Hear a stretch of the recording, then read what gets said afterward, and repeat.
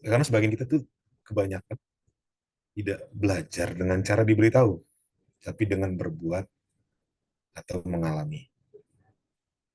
Ini kebanyakan orang kinestetik seperti ini. Gitu. Nah, makanya dalam mata kuliah media pembelajaran ini nanti tidak yang pernah saya sampaikan di pekan lalu, tidak ada UTS dan UAS secara tertulis, tapi kita menggunakan project base, di mana teman-teman dikondisikan untuk mengalami dalam hal mengembangkan media pembelajaran dari satu materi tertentu. Saya menggunakan OLC ya, on it, learn it, share it. On it ini kalian miliki sendiri media tersebut. Dalam artian, mulai dari pemilihan materi yang akan kalian kembangkan menjadi media, kalian pilih sendiri, kalian pelajari bagaimana membuatnya, dan juga bagaimana kalian men-share it, membagikan kepada halayak ramai, baik itu lingkup terkecil di kelas ini, maupun di media sosial nantinya. Misalkan jika misalkan siapa di sini Laila sebagai PJ memilih misalkan ingin membuat media video animasi untuk materi kalam, materi kalam atau materi muhadatsah di kelas 7 MTS negeri misalkan. Nah, itu kan biasanya di tiap buku bahasa Arab di sekolah itu kan terbagi menjadi ada maharoh, ada istima, kalam, kiroah, kitabah, dan juga ada mufrodat, ada qawaid. Nah, subbab-subbab itu teman-teman bisa pilih salah satunya untuk dijadikan materi yang akan diangkat menjadi di dalam sebuah media. Nah, saya balik lagi misalnya contohnya tadi ingin membuatkan media video animasi dari materi muhadatsah atau materi kalam di uh, subtopik tertentu di buku kelas 7 misalkan. Ambillah satu buku uh, topik itu dari satu buku, materi muhadatsahnya kan biasanya dengan dua atau tiga tokoh ya. Materinya itu apa? Muhadatsah, praktek muhadatsahnya. Nah, teman-teman bisa misalkan ingin membuatkan media video animasinya menggunakan bisa video scrap sparkle, plotagon, apalagi Powtoon dan sejenisnya untuk membuatkan video animasinya yang materinya adalah diangkat dari subbab materi muhadatsah di bab buku tersebut. Itu kan yang saya maksud on it, learn it, share it itu di situ. Kalian yang menentukan sendiri pilihannya, kalian pelajari bagaimana membuatnya, lalu share it, bagikan. Baik itu yang gampang video itu kan YouTube ya, bisa Instagram, bisa TikTok dan lain sebagainya. Nah, itu kembali lagi pilihan ada di teman-teman.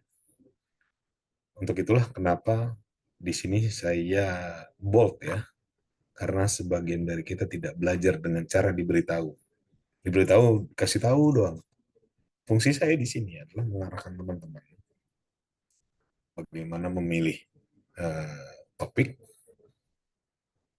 teman-teman yang milih topik, mau bikin medianya seperti apa, rancangan nanti seperti apa, dan produknya nanti seperti apa. Artinya, nanti buku yang teman-teman pilih adalah yang kira-kira teman-teman akan ditempatkan di sekolah tersebut.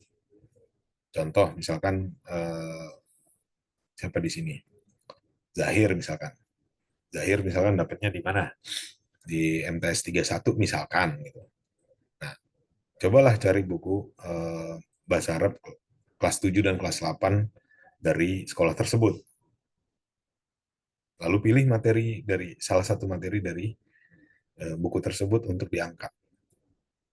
Dengan harapan ketika teman-teman nanti ke sekolah, ditempatkan di sekolah tersebut, misalkan sesuai, media ini kan teman-teman bisa gunakan lagi nanti di sekolah.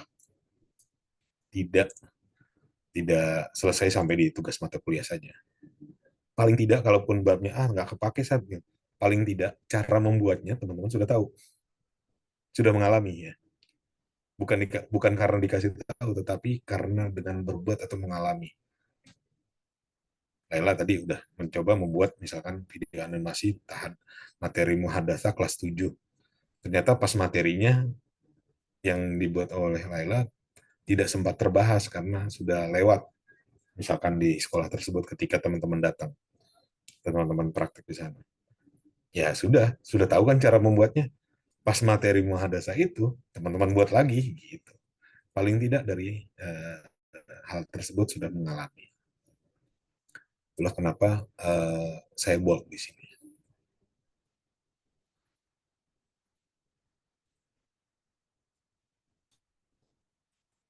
Berikutnya, media ini merupakan sarana komunikasi yang dimana tujuannya adalah untuk memfasilitasi komunikasi dan belajar.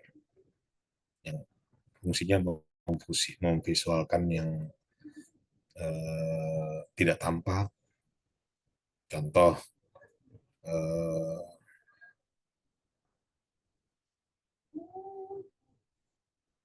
kalau kita ingin menyampaikan bahwa kitun itu kucing, tidak perlu kan kita bawa kucingnya ke dalam kelas.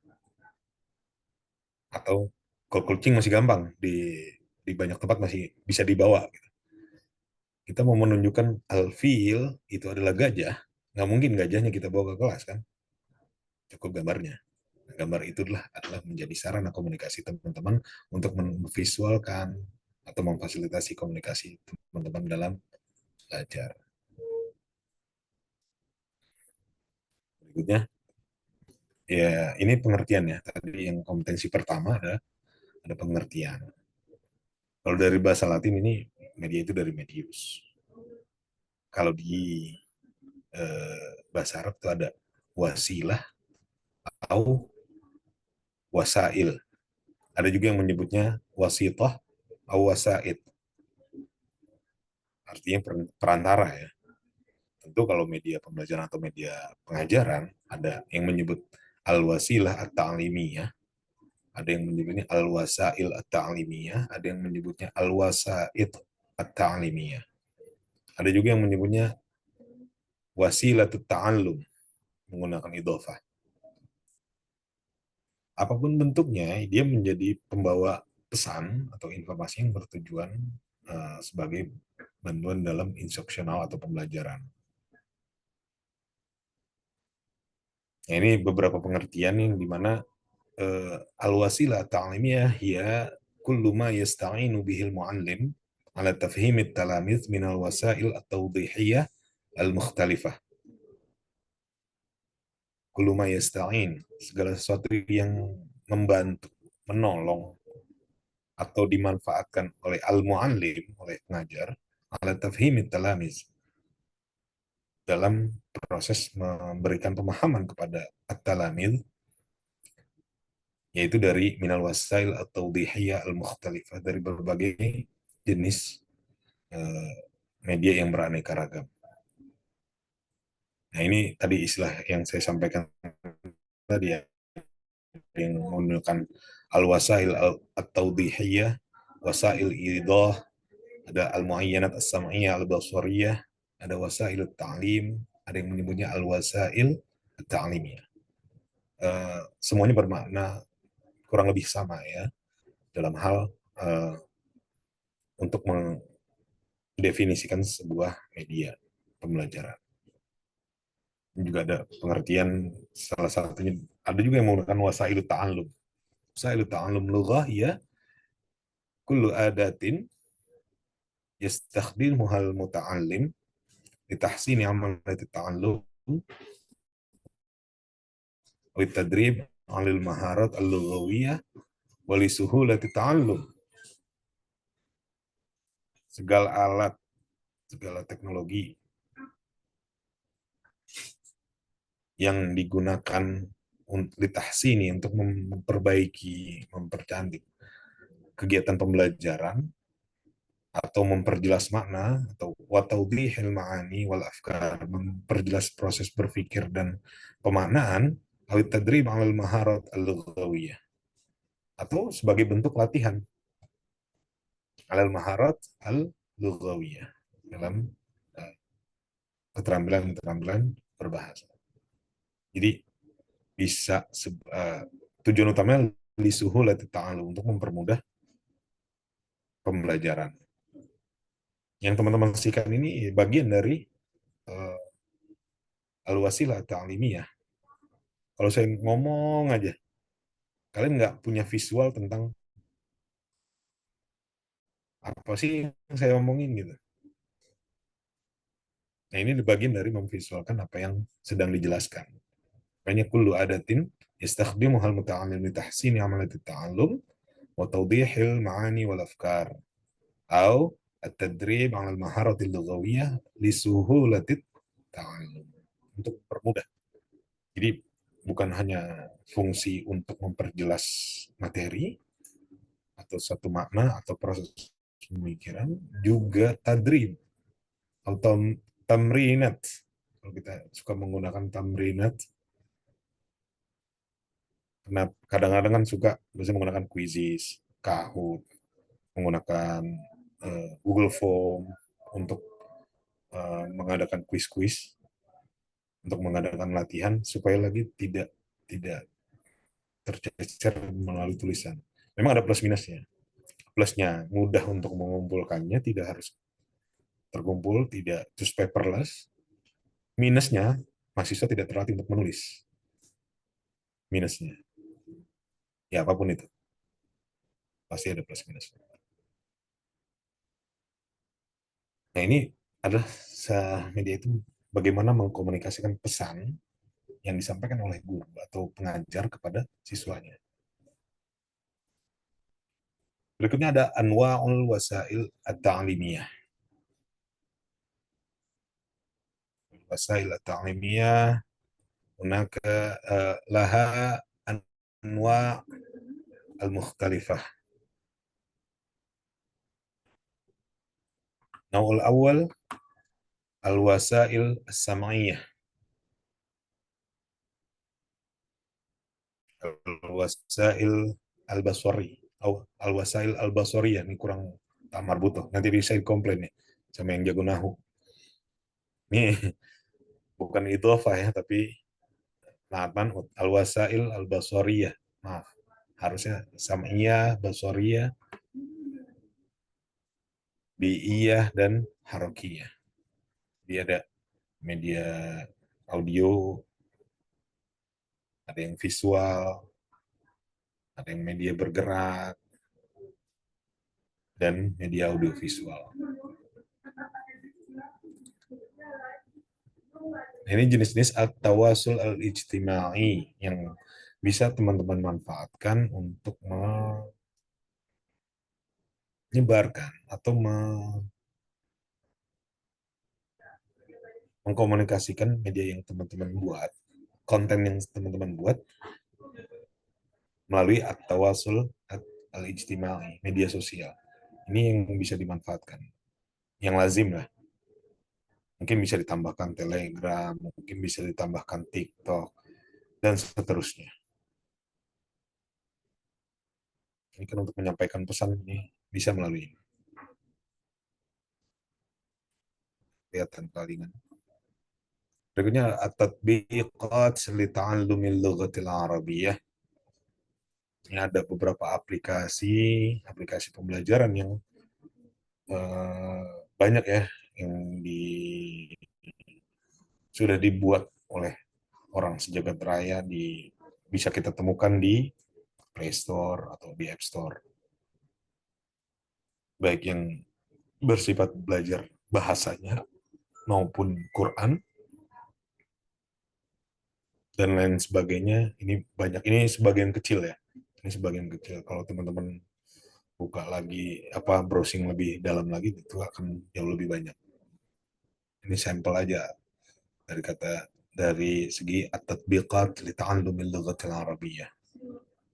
Mungkin bisa dimanfaatkan oleh teman-teman di luar eh, perkuliahan atau dia mengarahkan siswanya nanti di luar waktu pelajaran menggunakan aplikasi-aplikasi terkait. Tentu menyesuaikan dengan materi yang disampaikan yang sesuai dengan RPP teman-teman di sekolah. Ini juga sama tatbiqat li ta'allumil lughah. Selain at-tatbiqat li ta'allumil lughah ada juga al-mu'jam. Mu'jam yang bisa teman-teman manfaatkan untuk mencari makna.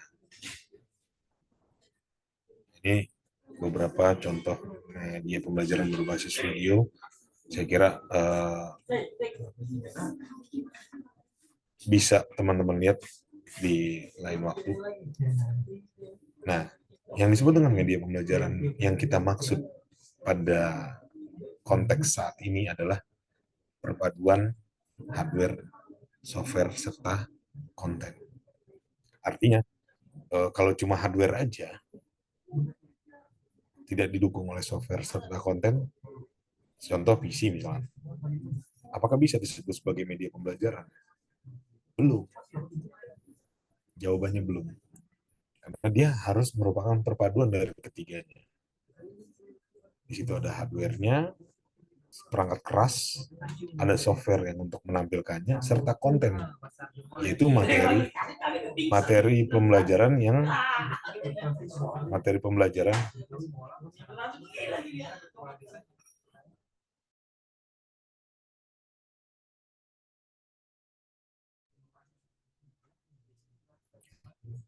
ya. Nah, di ranah pembelajaran ini ada kognitif yaitu berikut terkait dengan pengetahuan, afektif itu terkait dengan sikap, lalu kemampuan motorik yaitu keterampilan, serta interpersonal. Nah, afektif itu dekat dengan interpersonal. Ini bisa kita skip karena terkait dengan. Nah, berikutnya bagaimana fungsi terkait dengan fungsi dari media pembelajaran itu tersebut.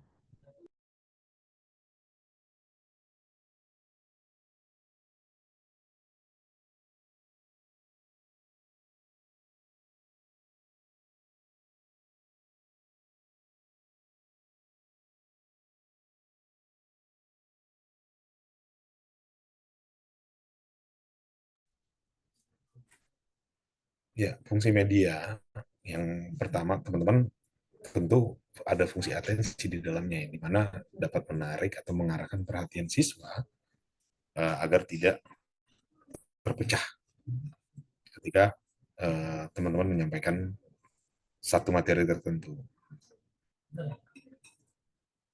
Lalu ya, fungsi yang kedua ada fungsi afektif, yaitu menggugah emosi dan sikap. Sering kan teman-teman bagaimana melihat satu konten, entah itu di TikTok, di Reels, Instagram, yang menggugah emosi dan sikap. Misalkan melihat pembantaian Muslim di Gaza, teman-teman kan tentu emosi ya, dan melahirkan pemikiran atau sikap tertentu terhadap satu kejadian yang ada di dalam konten itu. Atau tentang satu nasihat dari satu ulama misalkan yang mengingatkan tentang bakti pada orang tua dan seterusnya, mungkin nadanya sedih, konten yang disampaikan juga sedih, kita teringat pada orang tua kita dan seterusnya, yang menggugah emosi itu kan bukan hanya marah ya, tapi juga sedih, senang, gembira, itu kan termasuk dalam bagian daripada emosi, itu menggugah. Nah, ini adalah fungsi afektif dari media tersebut. Fungsi ketiga adalah fungsi kognitif, di mana gunanya adalah untuk memperlancar pencapaian tujuan, untuk memahami atau mengingat materi yang terkandung di dalam media yang teman-teman tampilkan kepada siswa. Jadi, contoh misalkan kita ingin menampilkan mufrodat atau kosakata terkait dengan al-adawat al-manziliyah misalkan. Al-adawat al-manziliyah. Di sana ada kursi, maktab, dan seterusnya. Nah, teman-teman bukan hanya membuat teman siswa itu untuk mengulang-ulang bacaannya maktabun, meja, kursiun, kursi, bukan hanya seperti itu kan. Itu bagian dari penyebutannya. Tetapi untuk menguatkan memorinya adalah dengan mungkin menampilkan visualisasi dari, oh, gambarnya meja, tulisannya maktabun. Jangan dikasih terjemah, maktabun. Nah, nanti diganti-ganti, dah dihilang-hilangkan. Kalau maktabun gambarnya yang mana, atau ditampilkan gambar mejanya saja. Coba sebutkan bahasa Arabnya setelah belajar gitu untuk mengulang. Maktabun. Nah, itu akan memperkuat memori. Disinilah fungsi kognitif dari satu media pembelajaran berfungsi. Itu adalah fungsi kognitif. Yang fungsi keempat adalah fungsi kompensatoris, yaitu membantu siswa dalam mengorganisasikan informasi di dalam teks dan mengingatnya kembali. Artinya ketika teman-teman apa namanya menyajikan teks, memvisualkan teks berikut dengan informasi yang terkait di dalam teks itu memperkuat memori dari siswa terkait dengan teks tersebut yang sudah dibahas oleh teman-teman di depan kelas nantinya.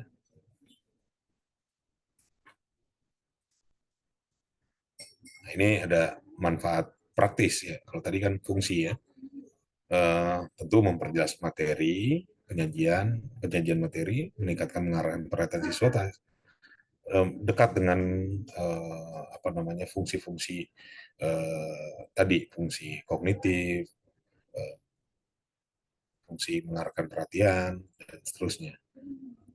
Nah, yang ketiga itu dapat mengatasi keterbatasan indera, ruang dan waktu. Objek yang terlalu besar dapat ditampilkan dalam kelas. Tadi menyebutkan, mau menginformasikan kepada siswa terkait dengan eh, al-adawat al-manziliyah, misalkan ada hal yang nggak ada di dalam kelas, bagaimana memvisualkannya, yaitu melalui gambar. Nggak perlu bawa objeknya. Mau menjelaskan al-fil itu gajah, tidak perlu juga bawa gajahnya ke dalam kelas karena objeknya terlalu besar. Sebaliknya, objek yang terlalu kecil tidak nampak oleh indera dapat dibantu oleh mikroskop atau gambar. Misalkan kalau anak teknik, misalkan elektro ya, kan motherboard itu tulisannya kecil-kecil gitu. Nah, itu ditampilkan secara visual menjadi lebih besar dengan skala 1 banding berapa itu. Terlalu kecil sehingga harus ditampilkan melalui media. Atau proses yang rumit atau kejadian alam dapat ditampilkan melalui rekaman dengan teknik time lapse. Nggak mungkin dong teman-teman menampilkan satu proses. Contoh di media yang sering kita lihat ya, TikTok lah, Reels, Instagram, dan seterusnya, itu ada misalkan proses membuat uh, apa uh, satu media pembelajaran menggunakan karton lah katakan. Step by stepnya kan nggak perlu dijelaskan, pasti pasti bisa dipercepat gitu menggunakan time lapse dengan dipercepat videonya lah, uh, cuma sepotong-sepotong lah, satu proses cuma 1 detik lah, 2 detik, 3 detik gitu, sehingga menjadi satu kumpulan 1 menit menjelaskan semuanya. Yang tadinya rumit atau lama menjadi satu satu kesatuan atau kejadian alam. Sering kan kita lihat kejadian alam awannya bergerak cepat gitu. Nah, itu mengatasi keterbatasan indera, ruang dan waktu. Itu manfaat praktis dari sebuah media. Nah, kaitannya apa dengan strategi pengajaran?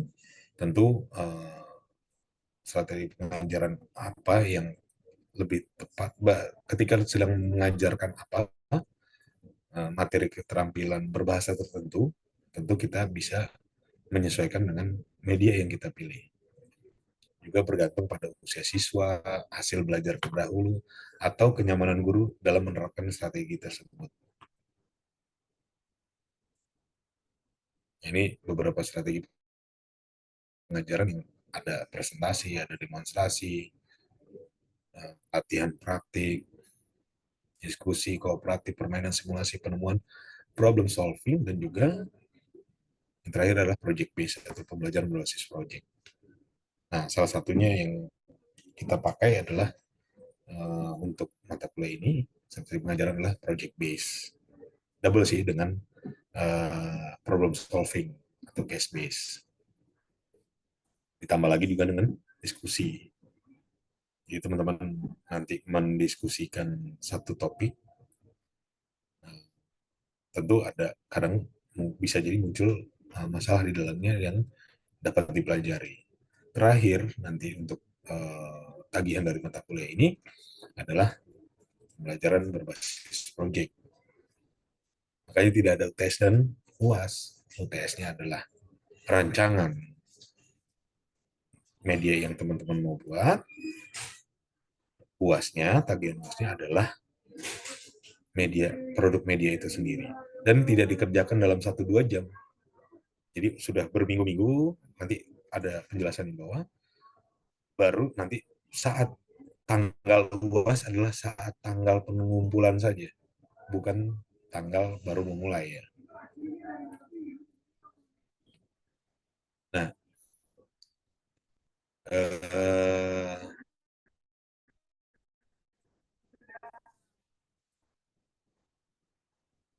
buat sorry ini mungkin bukan pertemuan 2 ya, mungkin nanti mulai pertemuan 3 atau 4 itu uh, presentasi kelompok sesuai RPS yang tadi kita sampaikan, itu disampaikan secara sinkronus, tapi bukan live sinkronus, tapi sorry, uh, live sinkronus kan langsung di dalam kelas, web sinkronus ya, langsung tetapi menggunakan bantuan Zoom atau Google Meet seperti ini. Nah ini presentasi kelompok yang nanti 8 kelompok tadi uh, kita upayakan di pertemuan 9 atau 10 sudah selesai. Yang biasanya teman-teman di mata kuliah lain itu pertemuan 8 adalah UTS, UTS kita geser. Kita selesaikan materi presentasi tiap kelompoknya, baru di pertemuan berikutnya yaitu UTS. UTS ini membuat rancangan desain media pembelajaran dan ini dilakukan secara asinkronus. Misalkan saya beri waktu uh, sekitar 5 sampai 7 hari.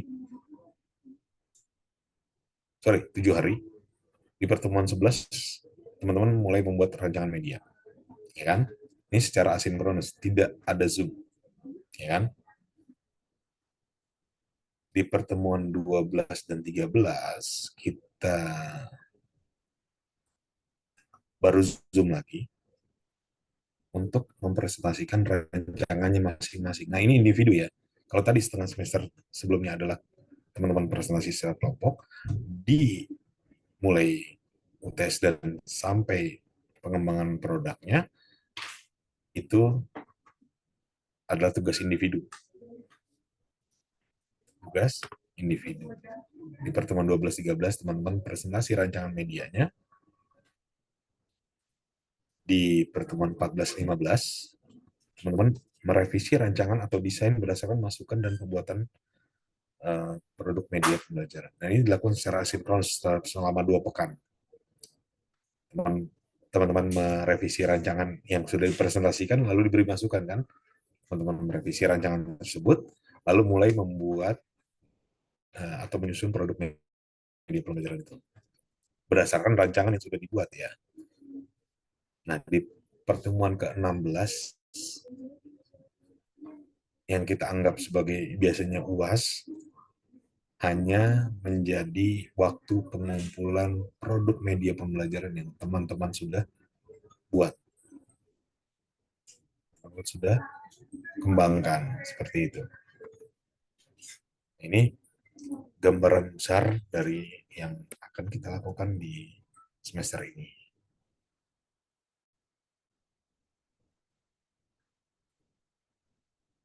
Ini saya lupa, saya udah posting belum di GCR ini. Kalau belum nanti saya uh, post untuk sebagai panduan untuk teman-teman bagaimana presentasi makalah kelompok, makalah dan paparan ya. Paparan itu dalam artian PPT-nya. Makalah dan paparan sudah diposting HR 1 hari sebelum presentasi dengan format makalah. Makalah MPBA kelompok berapa. Lalu baru nanti di dalamnya ada siapa dengan siapa anggota kelompoknya. Konten makalah harus merujuk pada buku, e-book, artikel atau jurnal ilmiah. Dan juga wajib menggunakan teknik pengutipan ilmiah seperti Mendeley, Zotero, atau EndNote. Yang kalimat terakhir ini sebentar akan saya demokan supaya teman-teman juga bisa mulai menggunakannya. Walaupun teman-teman bisa melihat tutorialnya di YouTube juga sabrek sih. Kenapa saya menggunakan teknik pengutipan ilmiah seperti ini? Karena banyak kemudahan di dalamnya untuk teman-teman.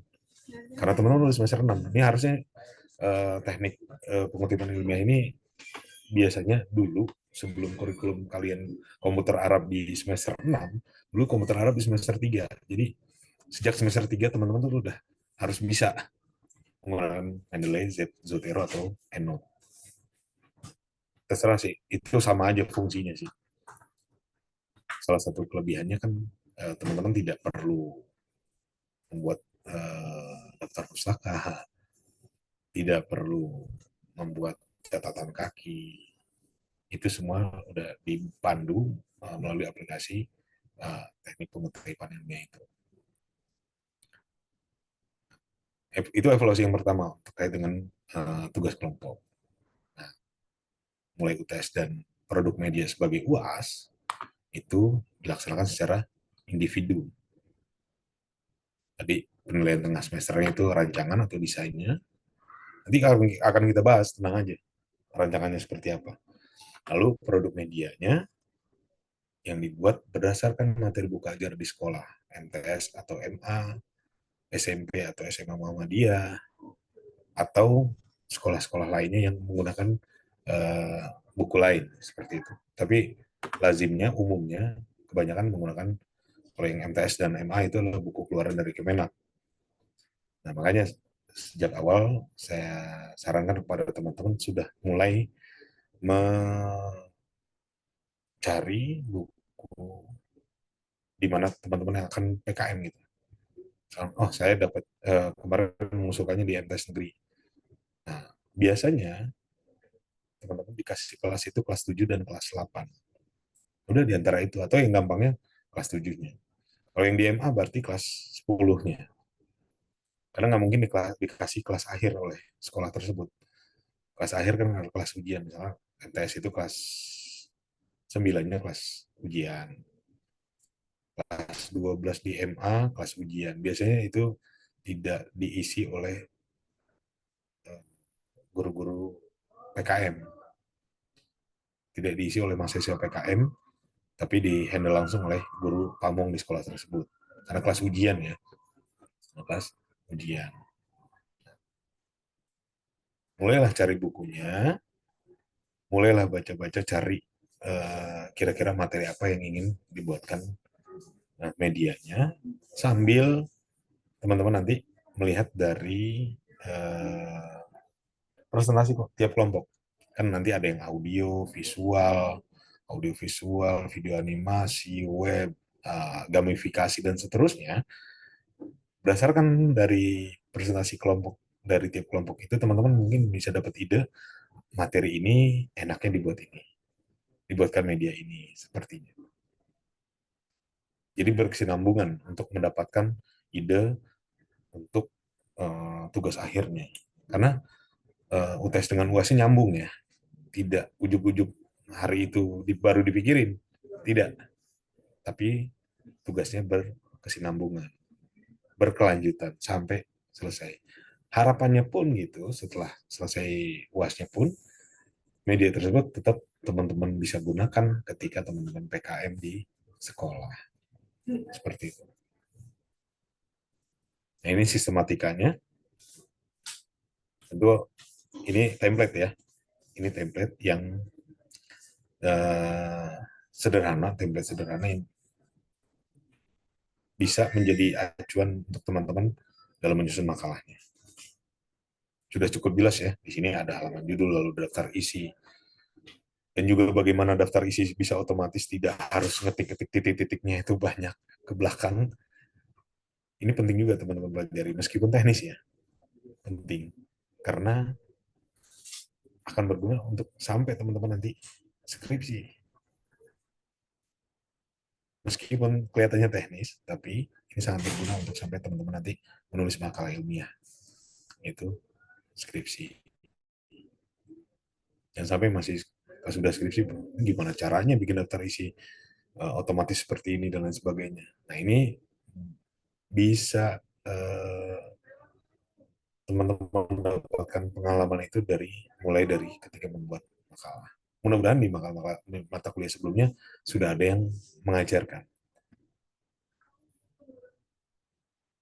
Baik, sementara yang bisa saya sampaikan dulu.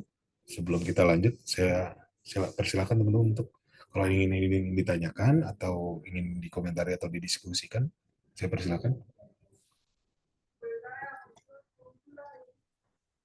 Ustaz, terkait jadwal, Ustaz. Ya. Oh, jadwal yang tadi ya?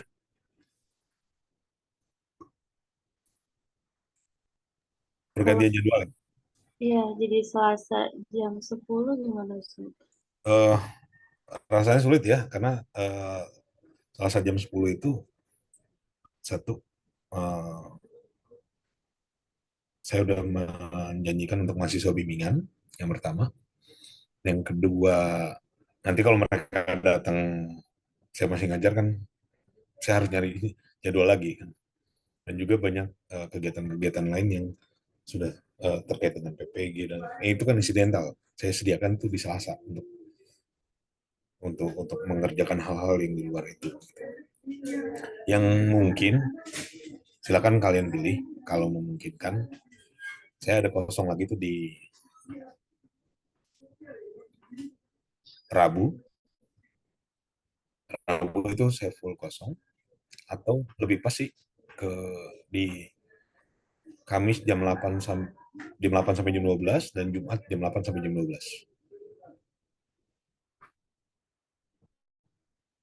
Kalau Selasa saya ini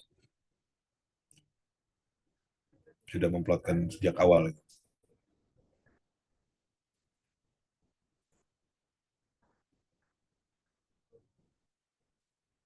Ini ada 23 orang berarti ya. Ada 2 yang nggak hadir ya, Lela.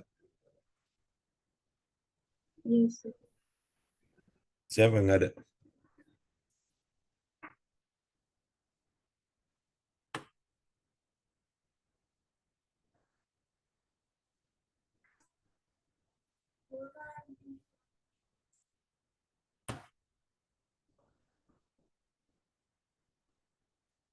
Siapa ini nggak ada ya? Saya ingin bertanya, boleh? Ya, silakan Zahir. Mau nanya kan untuk project based, misalkan kalau kita membutuhkan mentor, boleh nggak, Sat? Mentor dalam hal? Ya, kadang nggak ngerti nih. Ini cuman baru ngomongin rencana kan, Sat, untuk UTS.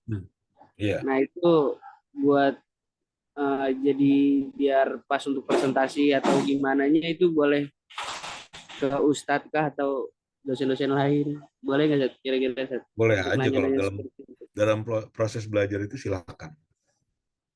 Dalam proses belajar dipersilahkan.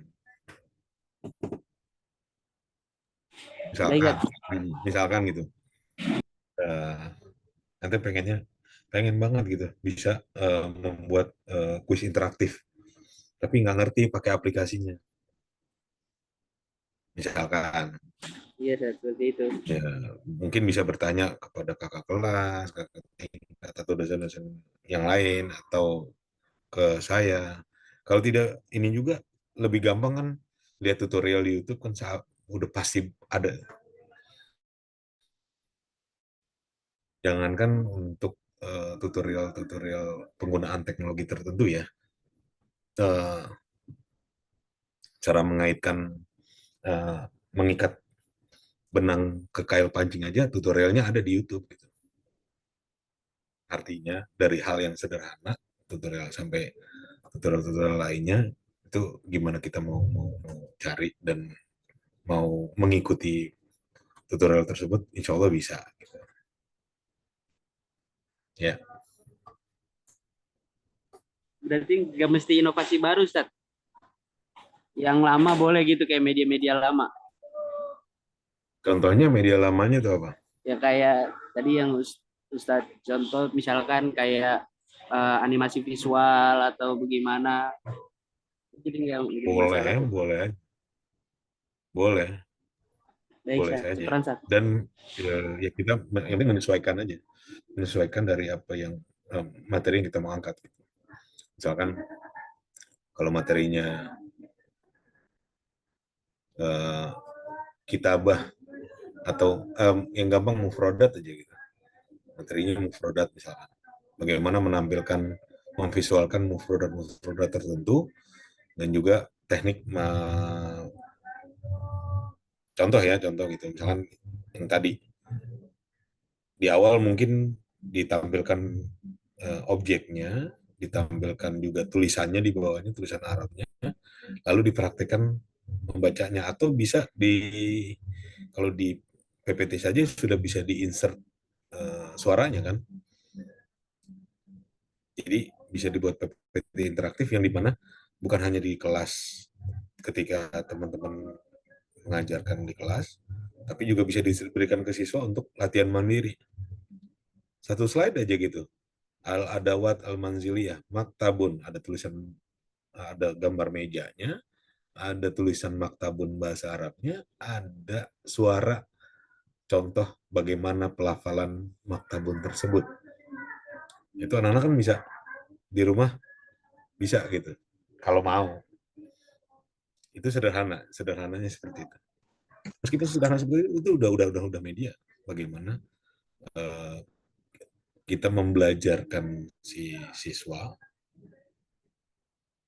kata maktabun atau al-adawat al-manziliyah secara global berikut dengan adawatnya satu persatu. Mereka jadi kenal gitu. Terus juga terekam dalam memorinya bukan tulisan Indonesianya, bukan tulisan Latinnya meja, bukan gitu. Tapi gambar berikut dengan tulisan Arabnya, lalu diselipkan suaranya ketika dipencet di tab disentuh bagian apa namanya kayak speaker gitu ada suaranya maktabun terlebih lagi gambarnya kursiun itu bagaimana tekniknya teman-teman bisa nah ini contoh misalnya lagi warna gitu materi tentang laun merah kuning hijau dan seterusnya itu bisa divisualisasikan kan atau materi kuaid tentang asa Sa'atul an, al-wahidah, wan nisf. Nah, gambarnya jam berapa, lalu pengucapannya seperti apa, diselipkan suaranya dan seterusnya. Ini kan bisa bisa bisa dikreasikan oleh teman-teman. Cuma lagi-lagi dasarnya adalah bukan mau bikin bagaimananya, tapi berawal dari lihat materi-materi yang kira-kira teman-teman, kayaknya mudah nih untuk saya buatkan apakah mufrodat, muhadatsahnya, ataukah teks kiroah. Misalnya kalau teks kiroah, bisa teman-teman hilangkan beberapa kalimat, beberapa kata mufrodat jadidah bisa dihilangkan gitu. Misalkan zahabat umi ila suq wa hiya tashtari as-samak. Samaknya bisa diganti gambar ikan. Ya kan? Nanti dia bukan diganti, sorry, dikasih keterangan. Misalkan diklik as-samak, di atasnya muncul gambar ikan. Nah, beberapa mufrodat di dalam kiroah tersebut, di dalam satu paragraf tersebut, ada mufrodat jadidah yang bisa dijelaskan, cuma yang agak repot memang yang bisa dijelaskan adalah yang bisa divisualkan hanya kata benda gitu. Kalau kata kerja agak sulit gitu. Kalau kata kerja kan harus bentuk macam video ya, gambar bergerak gitu, nggak bisa visual gambar diam. Kalau benda mudah gitu, gelas, meja, jendela dan seterusnya itu bisa bisa divisualkan dari satu kata. Nah, kalau kata kerja emang agak repot, harus dibuat videonya. Nah, itu tergantung teman-teman nanti, berawal dari materinya bagaimana dituangkan menjadi satu media tertentu. Itu bisa, atau juga mungkin media untuk latihannya, quizisnya, menggunakan quizis, Kahoot, dan sebagainya. Itu bisa dikreasikan. Jadi bisa media untuk membantu teman-teman memberi materi di dalam kelas, bisa media yang membantu teman-teman ketika melakukan evaluasi. Ya, bisa dua. Banyak pilihan. Gitu ya. Silakan kalau ada yang ingin tanyakan lagi. Ustaz, ini kalau Rabu jam 12.40 gimana Ustaz? Rabu 12.40 boleh juga. Rabu 12.40 oke. Kalau teman-teman sepakat ya mulai pekan depan Rabu 12.40 ya. Atau kalau terlalu mepet, misalkan sholatnya, makannya, ya kita mulai jam 1 gitu aja. Baik Ustaz, syukran. Hmm.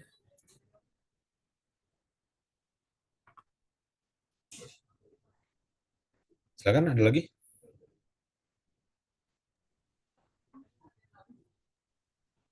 Oh iya, tadi Ustaz yang gak hadir 2 orang itu Hanina sama Anissa Marsha.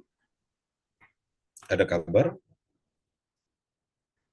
Sejauh ini belum ada Ustaz. Sejauh ini belum ada ya.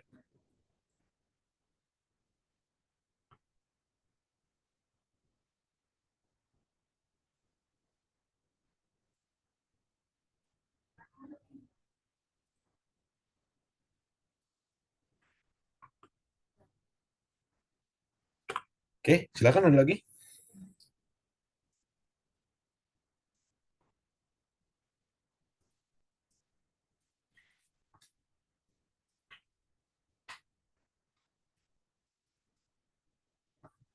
Oh iya Ustaz, mau mastiin lagi berarti kelompoknya jadi 8 kelompok. Ya, jadikan 8 kelompok. Terus saya nggak mungkin ya kita praktekkan bagaimana menggunakan teknik pengutipan ilmu yang menggunakan Mendeley tadi sekarang ya. Jadi nanti saya untuk materi hari ini kayak PPT-nya kan di situ kan ada, kalian butuh sistematika, aturan main dan lain sebagainya. PPT-nya nanti akan saya taruh di GCR, bisa teman-teman ambil. Yang kedua, nanti saya carikan satu tutorial bagaimana penggunaan Mendeley dalam makalah dan juga daftar pustaka otomatis. Jadi keduanya bisa teman-teman praktekkan sendiri melalui video tutorial tersebut. Karena kalau di Zoom agak sulit ya, saya mau ngecek satu persatu. Teman kalian sambil nyoba juga ngeliatnya susah. Biasanya itu sebelumnya saya praktek langsung di dalam kelas, langsung satu yang nyolok ke LCD. Saya contohkan dulu, lalu ada yang nyoba satu, semuanya memperhatikan sambil menginstall semua gitu, satu persatu. Menginstall, mulai dari menginstall Mendeley-nya. Jadi di bentuknya bisa bisa desktop, bisa juga yang diinstal seperti itu. Tapi jangan khawatir, nggak terlalu berat. Mendeley, EndNote itu tidak terlalu berat, atau Zotero tidak terlalu berat, cuma berapa megabyte lah, nggak seberat apa namanya untuk menginstalasi game-game online lah, nggak berat kok ini. Nggak perlu spesifikasi laptop yang terlalu tinggi, nggak perlu. Ini dia seperti apa ya, dia akan berkaitan dengan Word-nya. Kalau masih lebih berat Office lah, dia akan muncul, saya contohkan sedikit lah.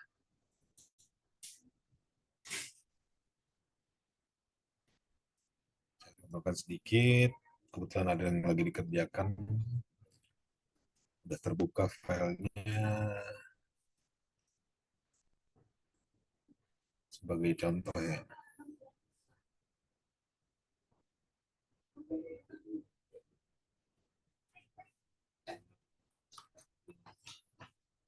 Sebagai contoh ya.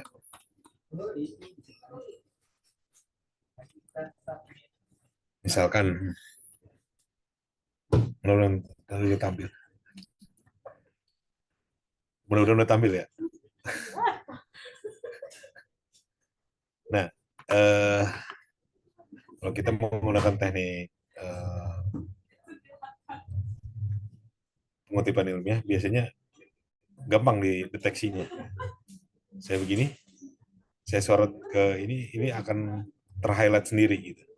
Ini bukti dari dia sudah menggunakan reference manager istilahnya. Nah, ketika kalau di Word kan kita munculkan reference. Nah, di bagian reference ini akan jika kita sudah menginstall dan sudah mengembed, mencantumkan, mengkonekkan antara reference manager ini dengan Word kita, dengan Office kita, ini akan muncul di sini. Nah, ini mudah gitu. Misalkan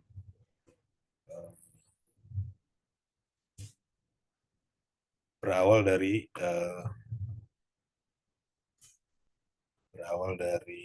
saya buka dulu. Tapi saya tidak mulai dari penginstalan ya, tapi lebih kepada sudah digunakan ketika sudah terinstall dan siap digunakan.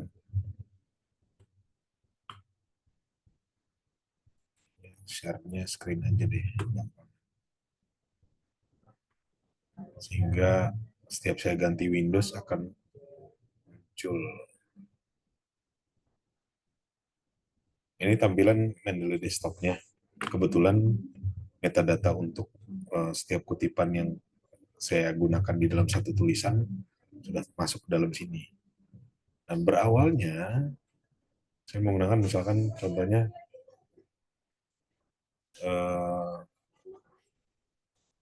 menggunakan Google Scholar atau Google Cendekia kalau berbahasa Indonesia. Ini teman-teman harus familiar dengan hal-hal seperti ini untuk mengutip. Misalkan menggunakan satu atau dua kata kunci yang ingin kalian kutip. Nah, biasanya di bagian kanan ini muncul PDF dari karya tulis itu. Artikel ilmiah yang ingin kita lihat itu bisa di sebelah kanan itu bisa ada bentuk PDF-nya. Dan bisa kalian buka, klik kanan open new tab, baca, lalu mau kutip di paragraf keberapa atau di kalimat yang mana. Ketika sudah dikutip, bagaimana kita mencantumkan kutipannya kan tinggal di Google Scholar ini ada fungsi kutip. Kita tinggal pilih untuk mengambil metadatanya itu kita tinggal ambil refman-nya, reference manager misalnya. Nanti dia akan bentukannya APA, yaitu sudah bentukannya seperti ini. Sudah bentukannya kita tidak lagi di daftar pustaka kan, untuk menuliskan nama, tahun, judul, dan seterusnya tidak perlu lagi menuliskan dari kata karya tulis yang kita kutip. Fungsinya itu. Ketika kita klik Refman itu metadatanya akan otomatis terdownload ke komputer kita. Kita tinggal drag and drop aja ke dalam Mendeley ini, lalu akan muncul seperti ini. Lalu bagaimana menggunakannya di dalam tulisan kita? Contoh misalkan, sebentar, misalnya nih tulisannya Hendriani yang saya kutip, kata memasuki abad 21, literasi berkembang menjadi sebuah keterampilan berpikir, sampai masalah kehidupan. Ini yang saya kutip dari Hendriani. Contoh ya, saya hapus dulu. Saya tinggal insert citation. Saya cari di yang sudah saya kumpulkan di library saya. Hendriani. Oh, ini dari tulisan pedagogik literasi kritis, bla bla bla. Saya tinggal oke, maka dia akan langsung muncul di Word.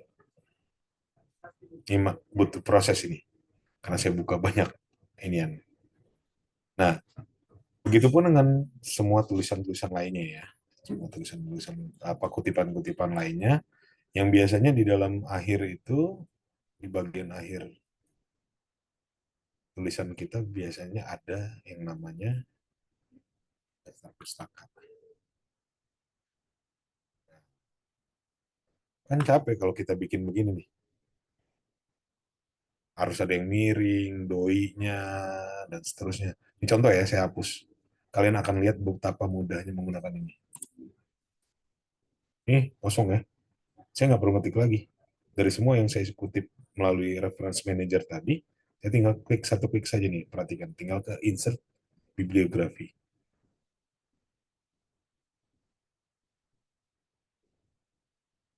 Maka dia akan muncul semua kutipan, semua tulisan yang saya kutip di dalam badan tulisan saya secara keseluruhan.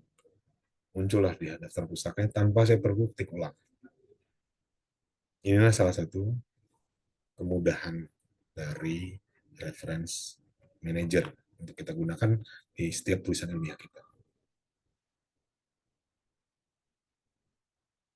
Tapi teknisnya secara dalam mungkin saya tidak akan tunjukkan, nggak cukup juga waktunya untuk nyobain satu-satu kan. Nanti saya pilihkan satu media lah, satu video tutorial yang bisa teman-teman stop, teman-teman cobain, stop, cobain lagi. Step by stepnya bisa teman-teman coba seperti itu. Kalau luring enak emang, bisa langsung dipandu, tapi kalau daring agak sulit.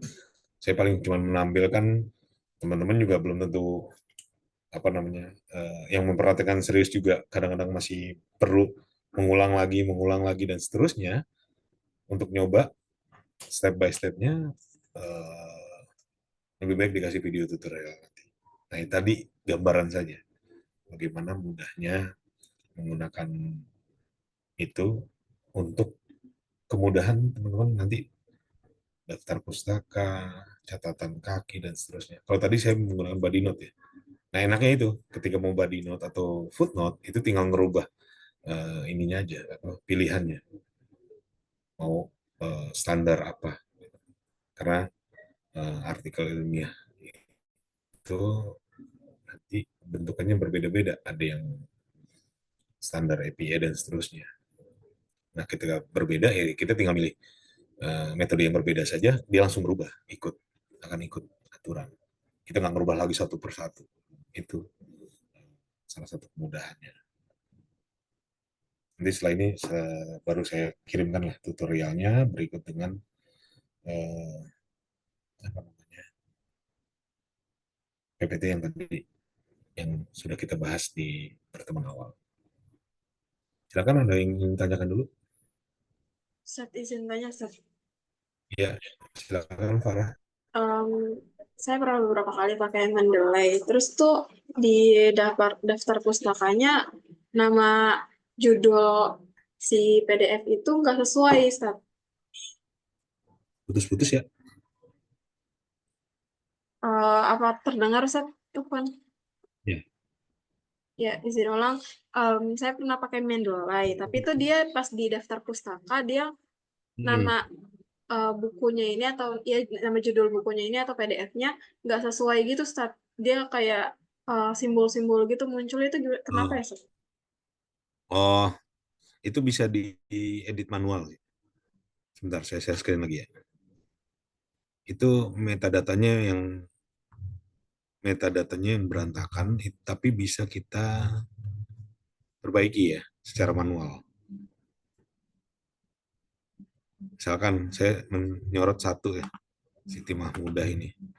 Ini nama jurnalnya bisa kita edit, nama orangnya bisa kita edit. Metadatanya itu di sebelah kanan ini. Misalkan kita sorot satu Nandang Sari Hidayat nih. Nah, ini jenisnya book atau book section atau jurnal artikel, kebetulan jurnal artikel ya. Judulnya bisa kita sesuaikan. Kalau ternyata yang membuat ini metadatanya keliru. Ini karena open source jadi bisa diperbaiki. Kadang-kadang tulisan nama jurnal tempat terbitnya juga kadang-kadang nggak sempurna. Ini juga volume, isu, page-nya. Itu namanya artikel kan biasanya volume berapa, nomor berapa di tahun itu, halaman berapa, biasanya komplit. Misalkan mana ya yang komplit. Tuh, ini ada volume 2, isu 1. Bahkan ada page-nya. Ini kalau komplit seperti ini dia. Bahkan ada name, URL-nya, katalog ID, DOI-nya, lengkap. Nah, itu bisa dilihat dari PDF-nya. Kalau misalkan metadata di sini tidak lengkap, misalkan volume berapa, tahunnya belum terisi, sementara kita bisa lihat PDF-nya. Biasanya di PDF-nya kan tuh ada dia volume berapa, nomor berapa, tahun berapa, dan seterusnya. Sementara metadatanya belum lengkap. Nah, itu bisa diperbaiki. Bisa jadi yang simbol-simbol itu tulisan font Arab yang tidak dikenali oleh Mendeley. Nah, bisa jadi itu. Nah, itu bisa kita edit secara manual. Kayak gini, bisa kan kita edit secara manual. Bisa kita tambahkan gitu. Ini bukan bukan bentuk PDF, tapi bisa disorot gitu. Bentuk apa? Judulnya, nama autornya, jurnalnya, tahunnya, dan seterusnya. Ini di sebelah kanan ini di details itu bisa diedit secara manual untuk bisa diperbaiki. Misalkan itu bentukannya simbol, misalkan buku buku siapa berbahasa Arab gitu, biasanya munculnya simbol karena fontnya tidak dikenali oleh Mendeley. Kita coba pakai menggunakan font-font yang lazim seperti tradisional Arabic atau syakal majalah, itu biasanya dikenali. Mungkin ketika tulisan itu diangkat dan dirujuk sama orang, font yang digunakan di artikel tersebut tidak dikenali oleh Mendeley seperti itu. Teknis sih itu mah. Mudah-mudahan menjawab ya, Farah Anjli ya. Ya, Ustaz, syukur. Afwan. Ya, alhamdulillah kalau udah ada yang nyoba, atau mungkin juga sudah ada dosen lain yang memberikan pembekalan terkait hal ini. Kenapa tadi saya menggunakan kata wajib? Karena satu, yang pertama teman-teman udah semester 6. Dan yang kedua, biasanya itu asumsinya saya sudah mengajarkan itu di semester 3. Jadi ketika semester 3 saya sudah ajarkan, maka semester 3 dan seterusnya di mata kuliah apapun, sosial linguistik, teori terjemah, dan seterusnya, saya sudah sampaikan ke dosen-dosen lain bahwa teknik pengutipan ilmiah menggunakan reference manager sudah saya ajarkan di mata kuliah komputer Arab. Jadi dosen-dosen lain sudah bisa mewajibkan juga di mata kuliah itu. Tapi karena kurikulumnya berubah dan saya juga tidak lagi mengajar komputer Arab, ya mau nggak mau saya sampaikan di kelas media. Kebetulan ini yang pertama kali bisa saya sampaikan ke teman-teman. Harapannya sebenarnya mudah-mudahan dosen lain sudah ada yang memberi pembekalan terkait hal ini. Karena ini memudahkan, jujur memudahkan sekali teman-teman untuk melakukan pengutipan di tulisan-tulisan ilmiah. Yang paling sederhana nanti buat skripsi lah, sederhananya. Sederhana dan yang paling dekat gitu. Kalau teman-teman nanti publikasi di satu artikel juga pasti semua artikel ilmiah menuntut teknik pengutipan menggunakan reference manager. Wajib itu kalau di ini. Nah, ini bagian dari melatih itu. Silakan. Ada lagi?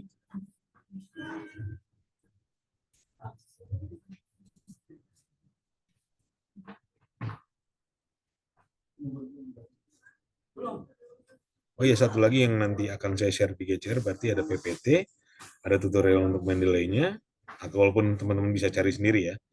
Teman-teman bisa cari sendiri. Yang ketiga, buku. Saya janji buku, saya sudah izin dengan Ustadz Ikhwan juga untuk kita share.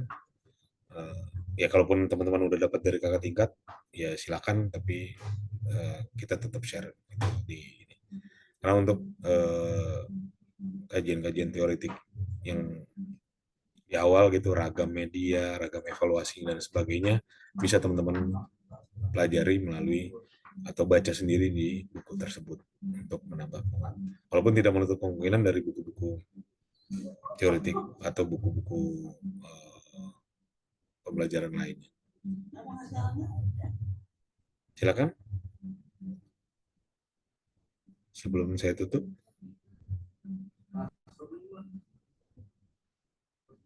Kalau tidak ada lagi, alhamdulillah kita sama-sama mengucapkan alhamdulillahirabbil alamin. Alhamdulillahirrahmanirrahim. Ini sudah kita laksanakan di pertemuan kedua, dan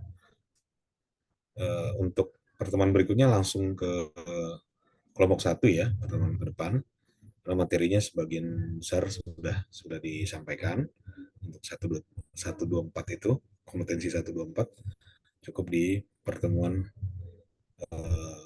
hari ini, dan juga secara asinkronus teman-teman bisa membaca lewat buku nanti saya kirimkan.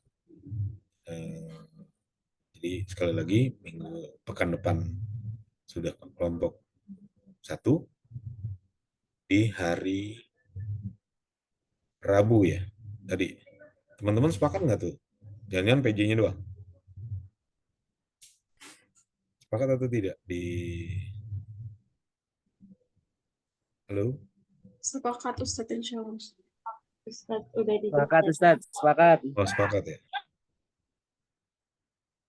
Oh, udah disepakati, oke. Berarti kita ketok palu, kelas media ini bergeser ke Rabu 12.40 ya. Rabu 12.40, pekan depan insya Allah materi kelompok pertama, dan kita selesaikan 8 kelompok secara simultan sampai pekan ke 10. Pekan ke 9, sorry. Nanti mulai itunya baru ke perancangan. Sehingga nanti selesai diskusi kelompok, selesai paparan semua kelompok, 8 kelompok sudah selesai, ke depannya berikutnya itu enggak Zoom lagi tiap pekan, tetapi ada yang Zoom, ada yang tidak, dan seterusnya. Ada yang sinkronus, ada yang asinkronus untuk penyelesaian rancangan dan juga pengembangan media yang teman-teman lakukan. Seperti itu. Gitu ya. Sekali lagi terima kasih. Syukranallah timamikum fi hadzal dars. Wa minkum. Wassalamualaikum warahmatullahi wabarakatuh. Waalaikumsalam. Waalaikumsalam warahmatullahi warahmatullahi wabarakatuh. wabarakatuh. Tazin.